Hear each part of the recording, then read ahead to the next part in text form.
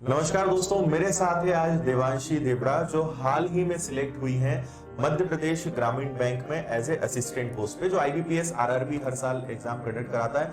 तो सबसे पहले देवांशी, आपको बहुत सारी बधाइयां, बहुत सारी शुभकामनाएं आपके इस पहले सिलेक्शन के लिए। और हम उम्मीद करते हैं कि ये पहला जरूर है, लेकिन अभी और भी कई सारे सिलेक्शन हमें लेना है, अभी ऑफिसर भी बनना है। तो देवांशी से हम बहुत सारी बातें करेंगे, बहुत सारे क्वेश्चंस करेंगे, और जो सवाल आप मुझसे कई बार पूछते रहते हैं तो उनके जवाब आज देवांशी यहाँ पर देने वाली है कि इन्होंने कैसे तैयारी करी, कैसे अपने आप को हमेशा मोटिवेट रखा, क्या क्या समस्याएं आई, कितना संघर्ष करना पड़ा, सारी बातें हम यहाँ पर करेंगे। तो देवांशी, सबसे पहले आप अपना इंट्रोडक्शन दे दीजिए। हेलो फ्रेंड्स, मेरा नाम देवांशी देवड़ा है। मैं हरदा मध्य प्रदेश से बिलोंग करती हूँ। मैंने अभी आरआरबी ऑफिस असिस्टेंट के पद से जो है सिलेक्शन लिया है। ओके, और अभी इनका डॉक्यूमेंट वेरिफिकेशन हाल ही में हुआ है। पोस्टिंग जल्द ही 10 से 15 दिनों के अंदर इनकी पोस्टिंग भी आने वाली है। तो देवांशी, सबसे पहले शुरू करते हैं कि आपका रूटीन जो शेड्यूल था वो कैसा होता था, कैसे पढ़ाई करते थे, कितने घंटे पढ़ते थे, और पढ़ाई घंटे को देखकर करना चाहिए या टारगेट्स बनाने चाहिए, थोड़ा सा इस बारे में सभी बच्चों को बताइए। एक्चुअली फ्रेंड्स, सबसे पहले तो आपका एक विजन होना चाहिए। सबसे पहले आपको ये पता होना चाहिए कि हम प्रिपरेशन करें किसकी। तो जैसे कि मेरा शुरू से ही था कि मुझे बैंक में ही जाना है। एक तरीके से वो प्रैक्टिस करते करते पैशन बन गया था कि बैंक में ही जाना है। तो एक सबसे पहले आपका विजन होना चाहिए और आपको करते करते कभी भी छोड़ना नहीं है। और उसके बाद में फिर जो भी है, आपको गाइडेंस के लिए सबसे पहले एक तरीके से कोचिंग ही लगती है, क्योंकि गाइडेंस की सबसे ज़्यादा प्रॉब्लम आती है, मैं भी समझती हूँ। तो मैंने सबसे पहले विनर्स ज्वाइन किया था। भैया ने सबसे पहले सजेस्ट किया कि विनर्स ही अच्छा है, तो विनर्स ज्वाइन किया। उसके बाद सारी क्लासेस ली उसके बाद में जो प्रैक्टिस वगैरह की। तो आप जो कोचिंग में आपको पढ़ाया जा रहा है बेसिक, उसके बाद में फिर आपको घर जाके उसकी प्रैक्टिस करनी है। सिर्फ कोचिंग में पढ़ा उतना काफ़ी नहीं होता है, घर जाकर आपको प्रैक्टिस भी करनी होती है। और बहुत सारा जो आपके पास बुक्स अवेलेबल हैं, ऑनलाइन अवेलेबल है, आपको जो है वो करो। उसके बाद ऑनलाइन क्लासेस सर की कितनी सारी हैं, वो सब करो। मतलब उपलब्ध बहुत सारी चीज़ें हैं, बस करने की कंसिस्टेंसी होना चाहिए। उसके बाद में फिर कोचिंग के बाद की अगर बात करें तो आपके बाद जब आपका बेसिक हो गया है तो फिर बात आती है आपकी प्रैक्टिस की। उसके लिए जैसे कि मैं सुबह 4 बजे उठ के पढ़ लेती थी। तो मेरा ऐसा था कि मैं रात में नहीं पढ़ सकती थी। तो किसी किसी का रहता है जो रात में पढ़ लेता है, किसी किसी का रहता है जो सुबह पढ़ लेता है।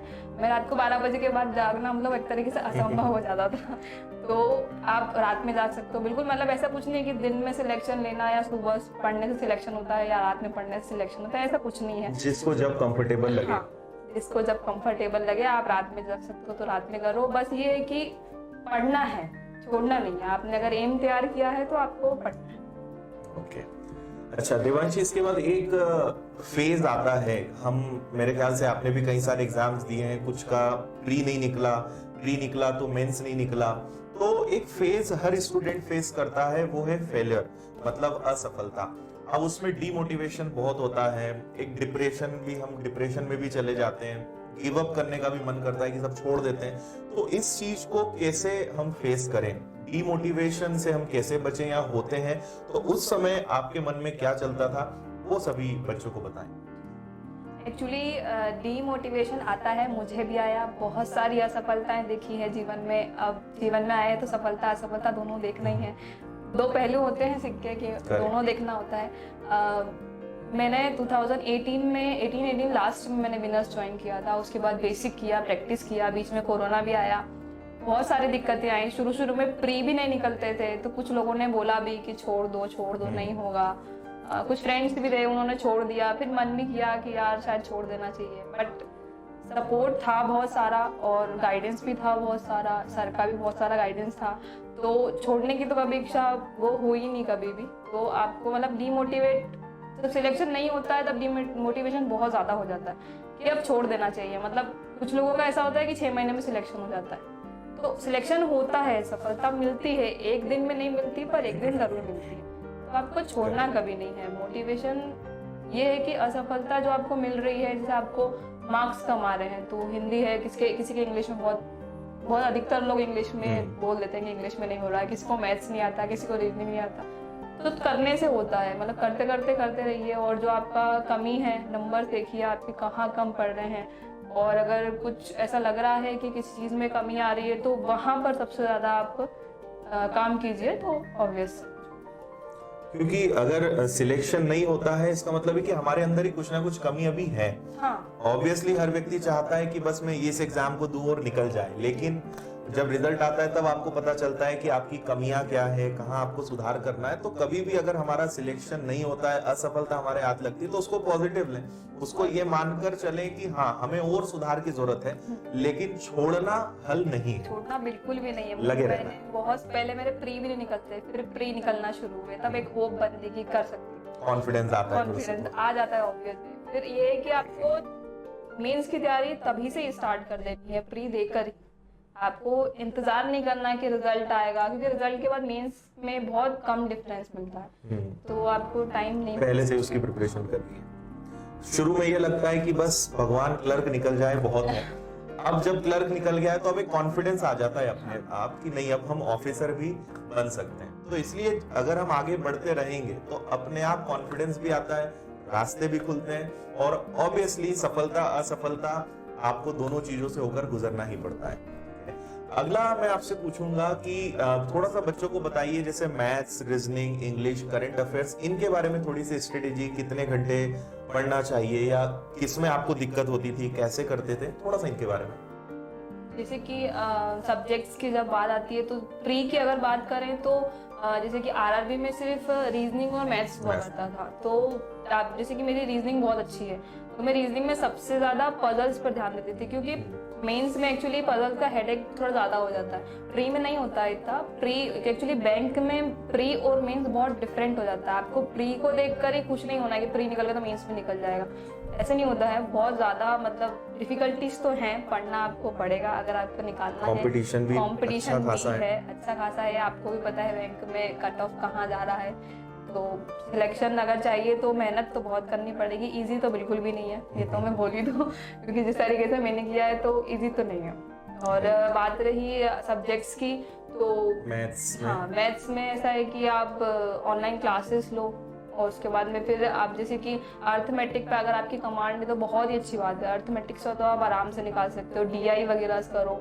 और रीजनिंग की बात करूँ तो आप पजल पर सबसे ज़्यादा उसको करो, क्योंकि जो सीरीज वगैरह जो भी आती है वो नॉर्मली सबसे बन जाती है, ब्लड रिलेशन वगैरह सबसे बन जाता है, बट जो पजल है वो सबसे ज्यादा सबसे ज्यादा प्रैक्टिस की जरूरत उसी में, बहुत ज्यादा जरूरत है। और स्कोरिंग भी वही है। हाँ, स्कोरिंग भी वही है। अगर आप उसके लिए 3 मिनट 4 मिनट भी लेते हो तो वो 5 नंबर सीधे आपको देगा, तो वो सबसे ज्यादा जरूरी। उसके बाद इंग्लिश में ऐसा है कि इंग्लिश में कुछ टॉपिक ऐसे हैं जैसे कि आप वर्ड स्वैप कर लो। अगर आपका रीडिंग बहुत अच्छा है, रीडिंग स्किल्स के लिए आप एडिटोरियल वगैरह बिल्कुल करो, छोड़ना बिल्कुल नहीं है। वोकेबलरी अगर प्रॉब्लम है तो वो भी एडिटोरियल पढ़ते पढ़ते बहुत अच्छे से आ जाएगी।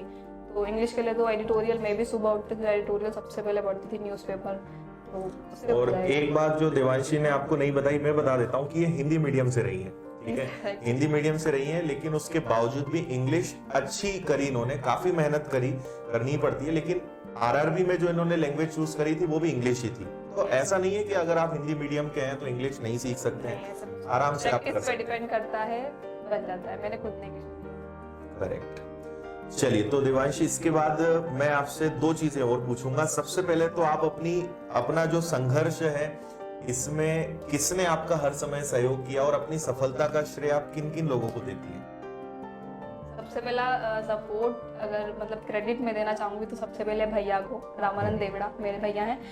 उन्होंने ही मतलब एक तरीके से बोलूँ तो कंपटीशन में उन्होंने धकेला है मुझे क्योंकि मेरा शुरू में मतलब मैं जब ग्रेजुएशन कर रही थी तो मेरा नहीं था इतना कि कंपटीशन में जाना, क्योंकि पता था कि कंपटीशन बहुत है, हर दूसरा बंदा कंपटीशन की तैयारी कर रहा है, तो मैं क्या कर लूँगी उसमें। पर भैया ने बोला कि नहीं करना है, तुझे ही करना है, तू करेगी। मैंने कहा ठीक है। फिर करते करते जब प्रैक्टिस करते करते जब एकदम से मतलब वो जो इन्वायरमेंट मिलता है उसमें जब चली गई तो फिर वो एक तरीके से मेरा सपना बन गया कि अब तो भले ही कोई भी मना कर दे पर मैं गवर्नमेंट जॉब लेके रहूँगी। सपोर्ट सबका था ऑब्वियस। भैया ने सजेस्ट किया था कि विनर्स ज्वाइन करो इंदौर में जाके, तो फिर मैं इंदौर आई। पहले वहीं से कर रही थी तैयारी, उसके बाद में फिर यहाँ आई भैया के कहने पर। फिर यहाँ बहुत अच्छा इन्वायरमेंट मिला, क्योंकि कॉम्पिटिटर बहुत जरूरी है। पहला कंपटीशन आपका अपने आप से होता है, और अपने आप से भी आप कब तक कंपटीशन, आपको ये पता होना चाहिए कि कंपटीशन में आखिर चल क्या रहा है, कंपटीटर पता होना चाहिए कि कितने कंपटीटर हैं, क्या चल रहा है। तो यहाँ आके सारा इन्वायरमेंट मिला मुझे। उसके बाद मैंने घर से भी तैयारी करी, तो करते करते हो गया। उसके बाद घर का बहुत ज़्यादा सपोर्ट था, सर का सपोर्ट था, विनर्स का सपोर्ट था। मैं पूछती रहती थी कि मतलब क्या करना चाहिए क्या नहीं अलग अलग तैयारी में। उसके बाद पापा का फाइनेंशियली सपोर्ट, मम्मी का घर के लिए सपोर्ट, सबका बहुत सपोर्ट था। एक्चुअली प्लस पॉइंट यही है कि मुझे सपोर्ट बहुत ज़्यादा था, मेंटली बहुत अच्छी थी मैं, मतलब कंडीशन में, तो सपोर्ट तो राइट। क्योंकि मैंने अभी थोड़ी देर पहले ही देवांशी को कहा था कि फाइनेंशियल सपोर्ट भले कम हो लेकिन मेंटल सपोर्ट का होना बहुत जरूरी है। और अगर हमारे घर का एनवायरनमेंट अच्छा है या हमारे घर वाले सपोर्ट कर रहे हैं तो फिर उस व्यक्ति को सफल होने से कोई नहीं रोक सकता। क्योंकि अगर घर वाले आपको पॉजिटिविटी दे रहे हैं, घर वाले चाह रहे हैं कि नहीं तुम पढ़ते रहो, हम साथ देंगे, तो इससे बड़ी बात कुछ नहीं हो सकती।